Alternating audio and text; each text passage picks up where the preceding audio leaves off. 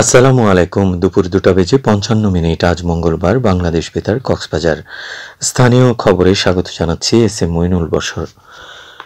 সাগরে মাছ আহরণ নিষিদ্ধ থাকায় বিশেষ খাদ্য সহায়তা পাচ্ছেন নিবন্ধিত জেলেরা। কক্সবাজার জেলা ত্রাণ ও পুনর্বাসন কর্মকর্তার কার্যালয়ের মাধ্যমে আগামী 10 জুনের মধ্যে এই সহায়তা পৌঁছে দেওয়া হবে। সরকারের গৃহীত বিশেষ বিজিএফ কর্মসূচির আওতায় নিবন্ধিত পেশাদার জেলেদের এই সুফলের আওতায় আনা হয়েছে। জেলা ত্রাণ ও পুনর্বাসন কর্মকর্তা মোহাম্মদ জাহাঙ্গীর আলম জানান, জেলায় নিবন্ধিত 36,193 জন জেলেকে 2 কিস্তিতে চাল দেয়া হবে। প্রথম কিস্তিতে 40 কেজি এবং দ্বিতীয় কিস্তিতে 16 কেজি করে চাল পাবেন প্রতিজন জেলে। জেলা ত্রাণ ও পুনর্বাসন কর্মকর্তার কার্যালয় সূত্র জানায়, বেকার জেলেদের জন্য কক্সবাজার জেলায় 3,538.808 মেট্রিক টন চাল বরাদ্দ দেওয়া হয়েছে। গত 20 মে থেকে শুরু হয়ে আগামী 23 জুলাই পর্যন্ত সামুদ্রিক জলসীমায় মাছ ধরায় সরকারের নিষেধাজ্ঞা রয়েছে। বঙ্গোপসাগরে 65 দিন মৎস্য আহরণ নিষিদ্ধ বিষয়ে মহেশখালীতে আজ র্যালি ও আলোচনা সভা অনুষ্ঠিত হয়েছে।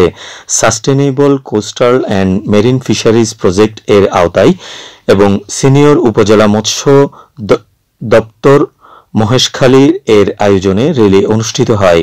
পরে উপজেলা পরিষদ মিলনায়তনে অনুষ্ঠিত আলোচনা সভায় প্রধান আলোচক হিসেবে উপস্থিত ছিলেন উপজেলা নির্বাহী কর্মকর্তা মিকি মার্মা।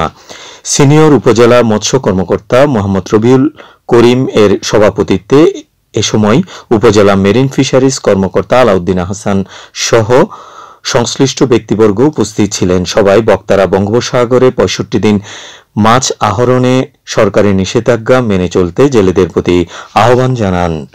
টেকনাফ উপজেলা পরিষদ নির্বাচনে বৈরী আবহাওয়ার কারণে স্থগিত হওয়া সেন্ট মার্টিন ইউনিয়নের নির্বাচন আগামীকাল অনুষ্ঠিত হচ্ছে।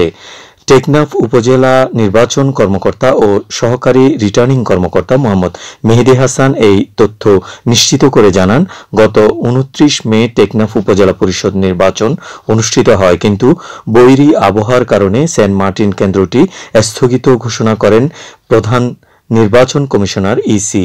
এই কেন্দ্রের মোট ভোটার সংখ্যা হচ্ছে 3,713 জন। এদের মধ্যে 1,558 জন পুরুষ ও 1,855 জন হচ্ছেন মহিলা। কক্সবাজারের পেকুয়া উপজেলায় দুর্যোগ ব্যবস্থাপনা কমিটির দায়িত্ব ও কর্তব্য বিষয়ক সচেতনতামূলক সভা অনুষ্ঠিত হয়েছে। আজ উপজেলা প্রশাসন ও রেড ক্রিসেন্ট সোসাইটির আয়োজনে উপজেলা পরিষদ হল রুমে এই সভা অনুষ্ঠিত হয়।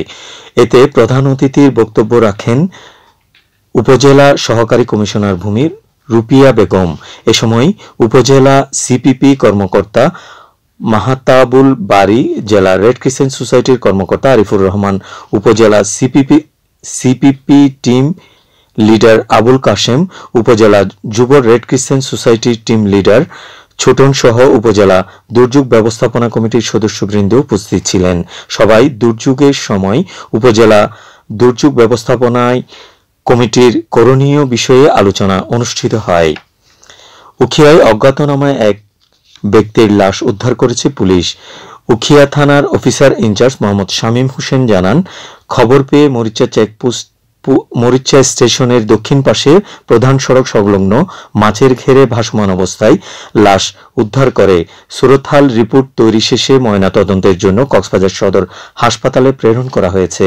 স্থানীয় চেয়ারম্যান ইমরুল কায়েস চৌধুরী বলেন, উদ্ধারকৃত লাশের পরিচয় এখনো পাওয়া যায়নি। আবহাওয়া আজ দুপুর 12টা হতে আগামীকাল দুপুর 12টা পর্যন্ত কক্সবাজার ও পার্শ্ববর্তী এলাকাসমূহের জন্য আবহাওয়ার পূর্বাভাসে বলা হয়েছে, আকাশ অস্থায়ীভাবে আংশিক মেঘলা সহ মেঘাচ্ছন্ন থাকতে পারে। সেই সাথে 2-1 জায়গায় অস্থায়ীভাবে দমকা সহ অথবা ঝড়ো হাওয়া সহ বৃষ্টি অথবা বজ্র সহ বৃষ্টিপাত হতে পারে।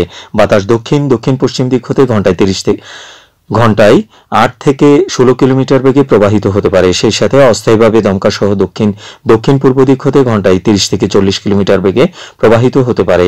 কক্সবাজার সমুদ্র বন্দরের জন্য কোনো সংকেত নেই। আগামী 24 ঘন্টায় দিন ও রাতের তাপমাত্রা সামান্য হ্রাস পেতে পারে। আজ সূর্যাস্ত যাবে সন্ধ্যা 6টা 32 মিনিটে। আগামীকাল সূর্যোদয় হবে ভোর 5টা 9 মিনিটে। আজকে সর্বনিম্ন তাপমাত্রা ছিল 25.8 ডিগ্রি সেলসিয়াস এবং সর্বোচ্চ তাপমাত্রা ছিল 31.8 5°C। এখন জানিয়ে দিচ্ছি বাঁকখালী নদীর মোহনা সংলগ্ন এলাকার সামুদ্রিক জোয়ার ভাটার সময়সূচি। জোয়ার শুরু হবে দুপুর 3:21, চলবে রাত 8:57 পর্যন্ত। ভাটা শুরু হবে রাত 8:57, চলবে রাত 3:32 পর্যন্ত। পুনরায় জোয়ার শুরু হবে রাত 3:32, চলবে আগামীকাল সকাল 9:30 পর্যন্ত। খবর শেষ হলো। আমাদের পরবর্তী খবর প্রচারিত হবে আগামীকাল সকাল 9:25।